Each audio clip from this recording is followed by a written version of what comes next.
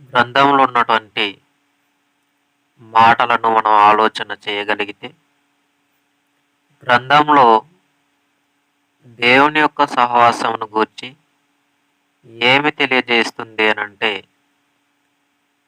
సంఘమంతయు కూడా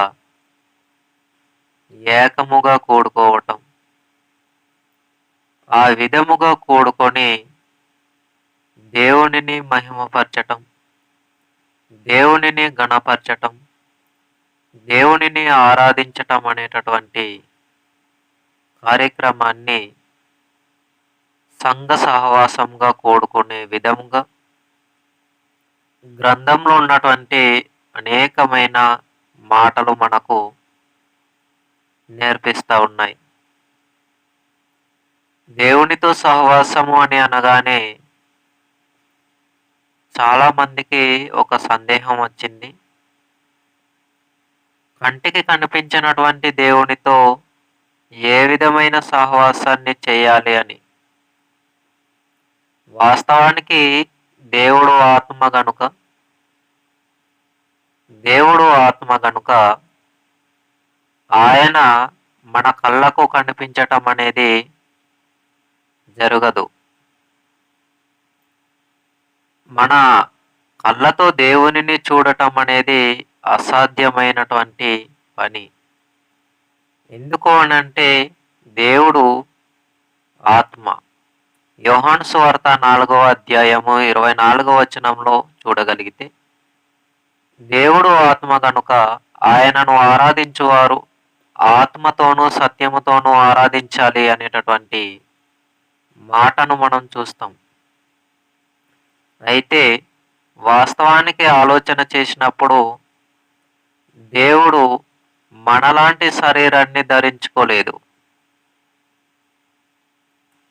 తండ్రి అయిన దేవునిలో ఇప్పుడు మనకున్నటువంటి ఇటువంటి దేహము లేదు, ఇక ముందు ఎప్పటికీ రాదు.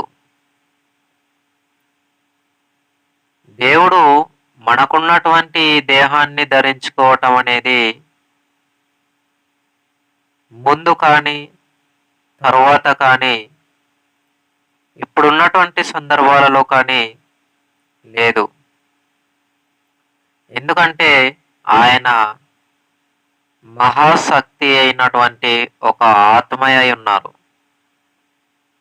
కాబట్టి ఆత్మగా ఉన్న దేవునిని దేహాన్ని కలిగినటువంటి దేహంలో ఉన్నటువంటి ఈ కళ్ళతో మనము చూడటం అనేది జరగదు. దేవునిని మనము చూడలేము ఈ కళ్ళతో. కాబట్టి కళ్ళకు కనిపించినటువంటి దేవునితో సహవాసాన్ని ఎలా చేయాలి అనంటే, గ్రంథంలో చెప్పబడిన మాటల ప్రకారంగా ఆత్మ సంబంధమైనటువంటి కార్యక్రమాలను చేస్తూ ఆత్మ సంబంధమైనటువంటి జీవితాన్ని భూమి మీద బ్రతుకుతూ ఆత్మానుసారముగా దేవుని కోసం బ్రతకగలుగుతూ ఉంటేనే అదే దేవునితో సంబంధం, అదే దేవునితో సహవాసం. ఆలోచన చేయగలిగితే, సహవాసంలో నుండి కోల్పోయినట్లయితే, దేవుని యొక్క సహవాసంలో నుండి మనం కోల్పోయినట్లయితే, దేవుని యొక్క సహవాసంలో నుండి మనం దూరమైనట్లయితే ఆత్మీయ జీవితం ఎలా ఉంటుంది అనంటే, తెగిపోయినటువంటి గాలిపటంతో సమానంగా ఉంటుంది. ఇంతకు ముందు మొదటి భాగంలో మీకు చెప్పాను, తెగిపోయినటువంటి గాలిపటం ఎలాంటి ప్రదేశాల్లోనికి వెళుతుందో, ఎలాంటి ఎత్తైన శిఖరాల్లోనికి వెళ్ళిపోతుందో, ప్రయాణిస్తుందో తెలియదు. అది తెగిపోక ముందుగా, దారము తెగిపోక ముందుగా మన అదుపులో ఉంటుంది, మన వశంలో ఉంటుంది. కానీ ఎప్పుడైతే దారం తెగిపోతుందో ఆ గాలిపటం అనేది మన వశంలో ఉండదు, మన అదుపులో ఉండదు, మన స్థానంలో ఉండదు. కాబట్టి మన యొక్క సహవాసము కూడా ఆత్మ సంబంధమైన సహవాసము దేవునితో లేకపోతే తెగిపోయినటువంటి గాలిపటముతో సమానంగా మన ఆత్మీయ జీవితం ఉంటుంది. సహవాసం అనేది ఎంత ప్రాముఖ్యమైనదో, సంఘ సహవాసం అనేది ఎంత ప్రాముఖ్యమైనదో, దేవునితో సహవాసం అనేది ఎంత ప్రాముఖ్యమైనదో మీకు అర్థం కావటానికి ఒక చిన్న ఎగ్జాంపుల్. దేవుడు మనకిచ్చినటువంటి అవయవ భాగములలో ఒక చేతి ఉంది. ఆ చేతిని దేవుడు ఎంతో చక్కగా అమర్చి అవయవ భాగాలలో చేతి అనేది ఒక భాగం. అయితే ఈ అవయవ భాగాలలో చేతి అనేది ఒక భాగం. ఆ చేతిలో 5 వ్రేళ్ళుంటాయి. 5 వ్రేళ్ళుంటాయి. అయితే ఈ యొక్క 5 వ్రేళ్లలో ఏదైనా ఒక వ్రేలు బలహీనపరచబడితే, ఫర్ ఎగ్జాంపుల్ బొటన వ్రేలు బలహీనపరచబడింది అనుకుందాం. బొటన వ్రేలు బలహీనపరచబడింది అనుకుందాం. బలహీనపరచబడినప్పుడు ఏదైనా బలమైన పనిని చేయటానికి ఆ వ్రేలు బలంగా సహకరించలేదు. బలంగా దేనిని తీసుకోవటానికైనా, దేనిని ముట్టుకోవటానికైనా లేదా పట్టుకోవటానికైనా కూడా ఆ యొక్క బొటన వ్రేలు అనేది బలహీనపరచబడి ఉంది కనుక దానితో ఏ పనిని కూడా మనము చేయటానికి ఇబ్బందికరంగా ఉంటుంది. ఒకవేళ బొటన వ్రేలే లేదు అనుకుందాం, మిగిలినటువంటి 4 వ్రేళ్లతో ఏదైనా పనిని బలంగా చేయాలి అనంటే, దేనినైనా సింపుల్గా తీసుకోవాలి అనంటే కూడా చాలా ఇబ్బందికరంగా ఉంటుంది. 5 వ్రేళ్లలో ఒక వ్రేలు బలహీనపరచబడితేనే మిగిలినటువంటి 4 వ్రేళ్ళు కూడా బలమైనటువంటి పనిని చేయటానికి లేదా దేనినైనా తీసుకోవటానికి కూడా కాస్త ఇబ్బంది పడుతున్నప్పుడు, దేవునితో సహవాసాన్ని కోల్పోతే కూడా మన ఆత్మీయ జీవితం అనేది ఆత్మీయ బలహీనత పడుతుంది, ఆత్మీయంగా బలహీనపరచబడుతుంది. కాబట్టి దేవుని యొక్క సహవాసమును కోల్పోకూడదు, దేవునితో సంబంధాన్ని కోల్పోకూడదు, దేవునితో సంబంధాన్ని కోల్పోకూడదు. గ్రంథంలో చిలవిచ్చిన మాటల ప్రకారంగానే మన యొక్క ఆత్మీయ జీవితం అనేది దేవునికి ఇష్టమైనటువంటిదిగా మార్చుకొని మలచుకొని దేవుని కోసం ఈ భూమి మీద బ్రతికేటటువంటి ఆలోచనలను ప్రణాళికలను చేస్తూ ఈ భూమి మీద మనము బ్రతకవలసినటువంటి వారముగా ఉండాలి. కాబట్టి మన సహవాసం సంఘ సహవాసంలో కూడా ఎడతెగనటువంటి సహవాసంగా ఉండాలి. గ్రంథంలో ఆలోచన చేయగలిగితే అపొస్తలుల కార్యములో 2వ అధ్యాయము, అపొస్తలుల కార్యములో 2వ అధ్యాయము 42వ వచనం, అపొస్తలుల కార్యములు 2వ అధ్యాయము 42వ వచనంలో, వీరు అపొస్తలుల బోధయందును రొట్టె విరుచుటయందును ప్రార్థన చేయుటయందును సహవాసమందును కూడా ఎలా ఉన్నారు అనంటే ఎడతెగక ఉన్నారు. వీరు అనగా అక్కడ ఎవరు అనంటే పైన వచనంలో బాప్తిస్మం పొందినటువంటి వారు. సుమారు ఇంచుమించు 3000 మంది అన్నాడు. ఇంచుమించు 3000 మంది బాప్తిస్మం పొందినటువంటి వారు అపోస్తలుల బోధయందును సహవాసమందును రొట్టె విరుచుటయందును ప్రార్థన చేయుటయందును ఎడతెగక ఉన్నారు అనంటే క్రమముగా చేస్తున్నారు. అపోస్తలులు ఏ విధంగా అయితే వారికి బోధించారో, ఏ విధంగా అయితే కార్యక్రమాన్ని చేయగలుగుతున్నారో, అదే విధముగా ఆనాడు బాప్తిస్మము తీసుకున్నటువంటి ఆ మొదటి సంఘంలో కూడా, మొదటి శతాబ్దపు సంఘపు వారు కూడా ఏం చేశారు, ఏం చేస్తున్నారు అనంటే ప్రార్థన చేయటంలో ఎడతెగలేదు, సహవాసంలో ఎడతెగలేదు, రొట్టె విరుచుటయందు ఎడతెగలేదు. కాబట్టి మనం ఆలోచన చేయగలిగితే సహవాసాన్ని కలిగి ఉండే విషయంలో సంఘ సహవాసం అనేది కూడా చాలా ప్రాముఖ్యమైనది. సంఘ సహవాసంలో చేరినప్పుడే మనము వాక్యాన్ని నేర్చుకోవటానికి, అనేకమైనటువంటి ఆత్మీయ సంగతులను నేర్చుకొని మన ఆత్మీయ జీవితాన్ని అభివృద్ధి పరచుకోవటానికి, ఆత్మీయముగా దేవునిలో ఎదగటానికి అవకాశం అనేది ఉంది. కాబట్టి సంఘ సహవాసం అనేది ప్రాముఖ్యమైనది. సంఘ సహవాసంలో మనం ఎదుగుతూ ఉండగలిగితే దేవుని యొక్క సహవాసంలో మనము ఉన్నట్టే. సంఘ సహవాసాన్ని కోల్పోయినా, దేవునితో సంబంధాన్ని కోల్పోవటం, సహవాసాన్ని కోల్పోవటం అని అనగానే ఆత్మ సంబంధమైనటువంటి కార్యక్రమాలను మనము చేయకపోవటం. ఫర్ ఎగ్జాంపుల్, ప్రార్థన చేయకపోవటం దేవునితో సంబంధాన్ని కోల్పోవటమే, దేవునితో సహవాసాన్ని కోల్పోవటమే. వాక్యాన్ని చదవగలిగే వారమై ఉండి కూడా వాక్యాన్ని చదవకపోవటం, సంఘ కార్యక్రమాలలో పాల్గొనకపోవటం, ఆత్మ సంబంధమైనటువంటి ప్రతి కార్యక్రమానికి మనము వెళ్ళకపోవటం, సువార్త కార్యక్రమాన్ని చేయకపోవటం, ఇవన్నీ కూడా దేనిలో భాగాలు అనంటే దేవుని నుండి, దేవుని యొక్క సహవాసంలో నుండి మనము దూరం అవుతున్నాము అనటానికి సాదృశ్యమైనటువంటి భాగాలు. మరి దేవునికి సమీపముగా దేవుని సహవాసాన్ని కలిగి ఉంటున్నాము అనటానికి సాదృశ్యాలు ఏవి అనంటే, ప్రార్థనను చేయగలిగే ప్రతి వారు కూడా ప్రార్థనను చేయగలగాలి.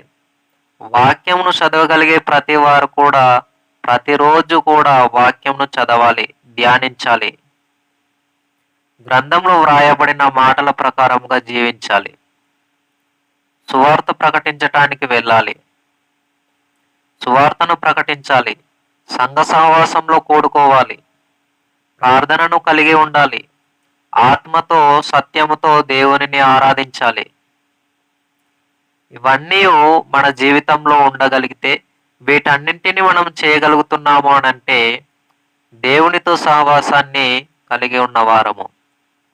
చాలామంది ఇవన్నీ చేయగలుగుతారు నామకారణమైనటువంటి ఆలోచనను కలిగి, కానీ వాస్తవానికి వారి హృదయ ఆలోచనలు వేరుగా ఉంటాయి. నేను దేవుని యందు సహవాసాన్ని కలిగి ఉంటున్నాను అని అనుకుంటాడు, కానీ తనకు తెలియకుండానే తాను దేవునికి దూరం అవుతున్నటువంటి సందర్భాలు ఉంటాయి. కాబట్టి మనం ఆలోచన చేయగలిగితే మనము దేవునికి దగ్గరగా ఉంటున్నామా, దేవునికి సమీపముగా ఉంటున్నామా లేదా, దేవుడు కోరుకుంటున్న రీతిగానే మన జీవితం ఉందా లేదా, గ్రంథానుసారముగానే నేను జీవిస్తున్నానా లేదా, వీటన్నింటిని మనం ఆలోచన చేయగలగాలి. గ్రంథంలో చెప్పబడినటువంటి ప్రతి విషయాన్ని కూడా మనము ఆలోచిస్తూ, గ్రంథం ఏ విధంగా తెలియజేస్తుందో గ్రంథానుసారమైనటువంటి జీవితాన్ని కలిగి బ్రతకటానికి మనకు మనముగా ఆలోచన చేయాలి. దేవునికి దూరంగా ఉండాలి అన్న ఆలోచననే నేటి క్రైస్తవ్యం ఎక్కువగా ఆలోచన చేస్తుంది. పరలోకానికి వెళ్ళాలి అన్న ఆలోచన అయితే ఉంది, కానీ పరలోకానికి వెళ్ళాలి అనంటే ఏ కార్యక్రమాలను చేయాలి, ఏ విధముగా బ్రతకాలి అన్న ఆలోచనను నేటి క్రైస్తవ్యం చాలా వరకు మర్చిపోయింది అని చెప్పాలి. ఎందుకు అనంటే పరలోకానికి వెళ్ళాలి అని ఆలోచించినటువంటి క్రైస్తవ సమాజం పరలోకానికి వెళ్ళటానికి ఏ విధంగా బ్రతకాలి అని ఆలోచించటం లేదు.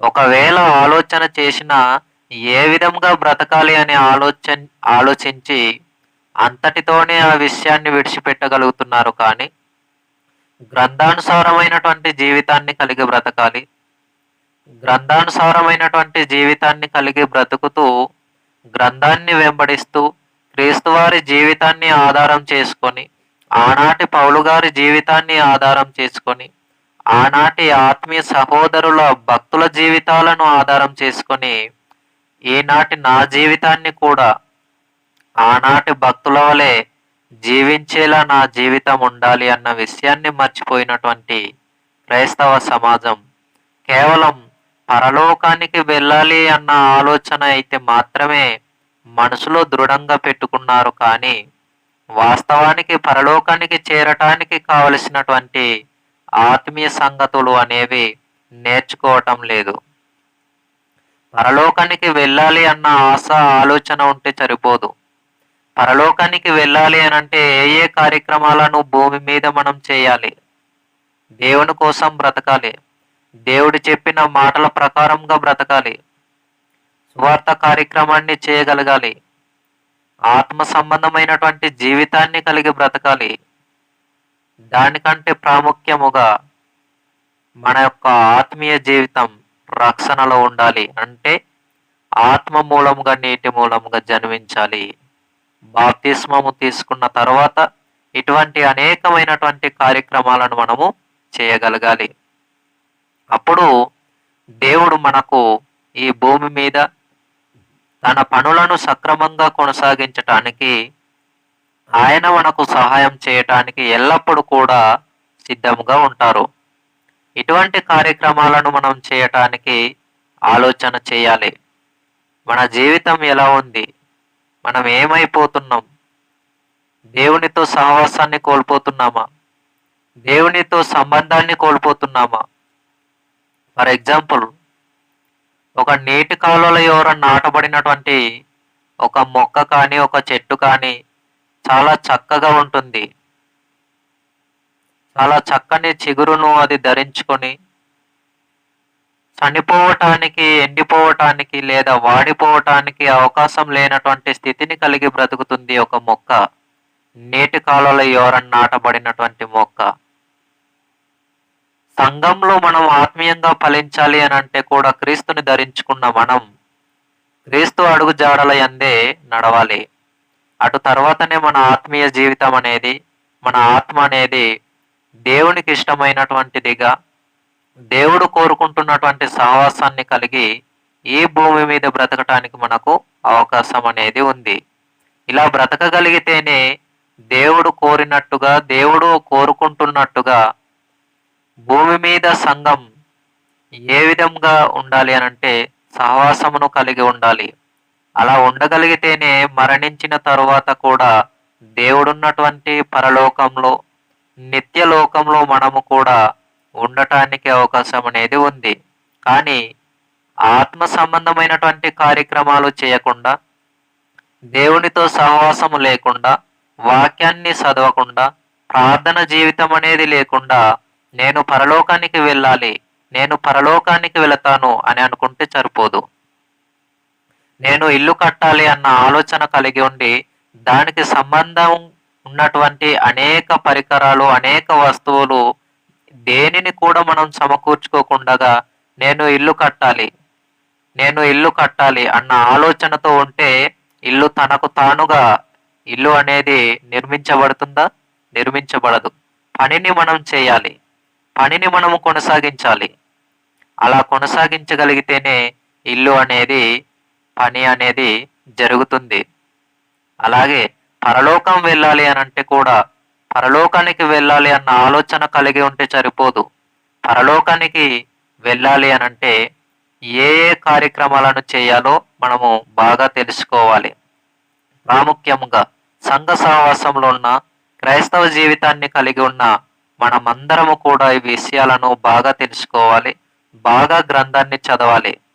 గ్రంథంలో ఉన్నటువంటి అనేక విషయాలను తెలుసుకుంటూ అనేక మందికి ఇటువంటి విషయాలను అందించవలసినదిగా కోరుకుంటూ ఈ మాటలు ముగిస్తూ ఉన్నాను.